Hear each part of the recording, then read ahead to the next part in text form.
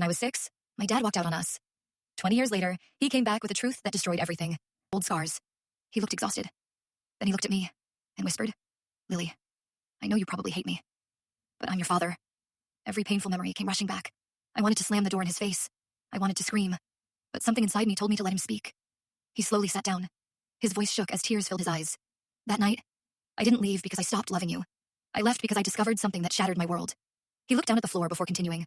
"I found out you weren't biologically my daughter." I froze. He continued. "But I didn't care. I had raised you since the day you were born. You were my little girl. I wanted to divorce your mother, but I wanted you to stay with me. Then I discovered she was seeing another man.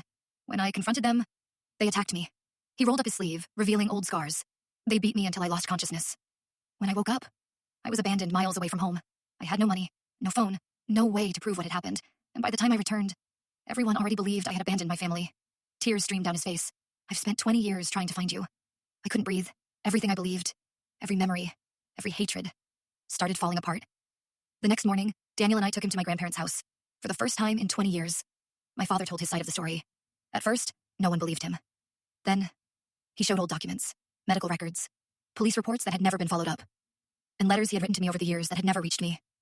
Finally, my grandparents confronted my mother. She broke down and confessed. She admitted she had been having an affair. She admitted that her boyfriend had assaulted my father. She admitted they had hidden the truth from everyone. The police reopened the case. Both my mother and her boyfriend were arrested. A few weeks later, another man asked to meet me, my biological father. He apologized for staying away for so many years. He explained that he had tried to contact me, but my mother had refused every attempt. I didn't know how to feel. I suddenly had two fathers. One who had given me life, and one who had chosen to love me, even after discovering I wasn't biologically his. Today, both of them are part of my life. My husband welcomed them into our home without hesitation. People often ask me which one I consider my real father. My answer never changes.